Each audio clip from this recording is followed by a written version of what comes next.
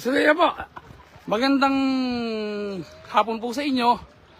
Ilang minuto man lang po nakakaan, meron pong nagla-live na dumayo dito sa Gapan, sa Pambuan, sa lugar na ito. Sa lugar na yan. Yan po, yan. Sa ginagawa na yan.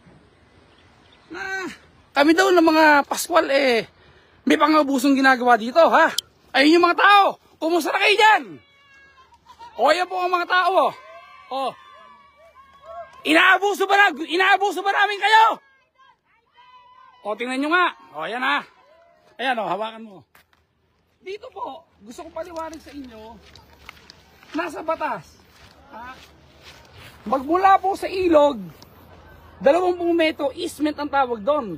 Easement may-ari po gobyerno. Kung titingnan po ninyo, tingnan mo to. Tingnan po ninyo, yan ang flood control. Yan po ang flood control na pipigil sa pagbaha. Yan po yan. Napakahaba na po. Napakahaba na po. Hanggang doon sa dulo. Ang gustong mangyari nung mayor ng San Leonardo, ni Naganyo, na nagla-live. Bumiyo no inaabuso dito sa Pambuan o tinatakot kami. Magsumbong sa kanya. Siguro wala pang tulog. Ba't sa'yo magsusumbong? Hindi ka naman taga-Gapan. Kung mayroong mang inaabuso sa Gapan, sa amin magsusumbong. At dito sa Gapan, walang inaabuso. Tingnan mo yung mga tao dito sa lugar na to. Video mo nga.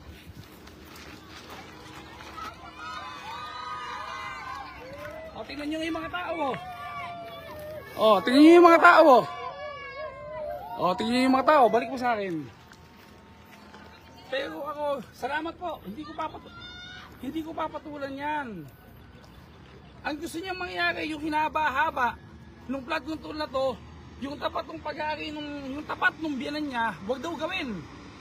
Ala pang 20 metro. Ano mangyayari? Butas yun. Pustahan po tayo. Hindi lang Gapan, buong distrito. Itutuloy ko yan kahit anong mangyari. Hindi mo kayang pigilin ang paggawa ng flood control dyan dahil yan ay pag-aari ng gobyerno, hindi yung pag-aari ng biyanan mo. O yun lang kaya kong sabihin. At ayun po yung mga taong tinatakot na inaabuso namin. Ayun sila. Yan daw yung inaabuso. Ito po ay project ng gobyerno. At gusto ko pong maraman yung lahat na hindi po kami nangongontrata, hindi ako kontratista, DPWH yan, project ng nasyonal. Ha? Hindi po ba napansin? Babanggit na ako ng 2 politikong mahigante sa Nueva Ecija. Sa gawing Kabanatuan, hindi sila magkasundo. Alam po natin lahat yan. Yung mga umali at ang mga Bulgara, hindi sila magkasundo. Pero tingnan nyo yung decency, yung pagiging decente, nandoon po sa kanilang dalawa. Walang pinigil ang gobernador umali na proyekto ng Bulgara. At wala din mong pinigil ang Bulgara na proyekto ng umali. Kasi po, mga decente silang mga tao. Decente silang mga politiko. Pero andito po, hindi po decente. Yung nasa kabilang ibayo. Ha? Tingnan nyo, bayan ng San Leonardo, kung gaano kadami ang pinsala ng illegal quarry na ginagawa ng mayor nyo, ni Naganyo, doon sa tapat ni dating Kapitan Sani Balmonte. Tingnan ninyo, dun sa San Anton, tingnan nyo, dun sa tapat kabila ng Hain, kung gaano nakalaki ang sira. Sira-sira po. Winawasak na ilog, illegal quarry. Ito po, pinag-uusapan po dito, proyekto ng gobyerno. Andito sa ilang minuto pa lang nakakaan. Hindi sarili ko pinaglalaban ko dito. Pinag-uusapan po dito yung proyekto ng gobyerno na makatutulong sa mga tao. Ha? Walang inaabuso dito. Walang tinatakot dito. Dito sa Gapan, tahimik, maayos at masayang namumuhay yung mga tao dito. Iisipin ko na lang, siguro, Naganyo, puyat ka pa, hindi ka pa natutulog. Matulog ka lang para makapag-isip kang mabuti. Tapos, magdasal ka pagkagising mo, tapos magtrabaho lang tayong dalawa. Yun lang. Hindi po ako makipag-away kahit kanino, pero kaya kong ipaglaban ang proyekto kapag kinabakan ng mga tao.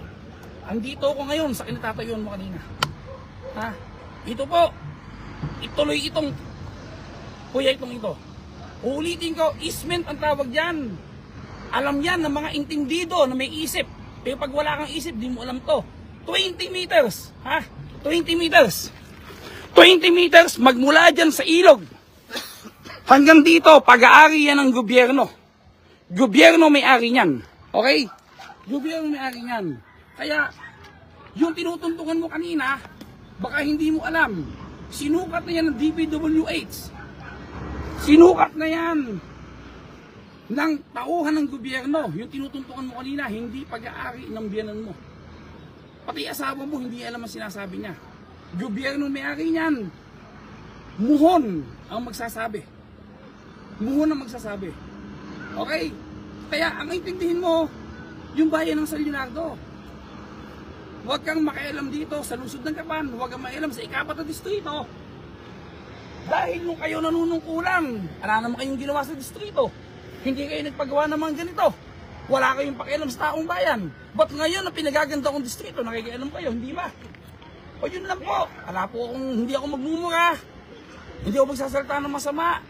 Gusto ko po ipagkakaisa para po sa ikagaganda ng proyekto ng ikapat na distrito. Ipinagdadasal kita, sana mag-isip kang mabuti. Pero pasensya ka na.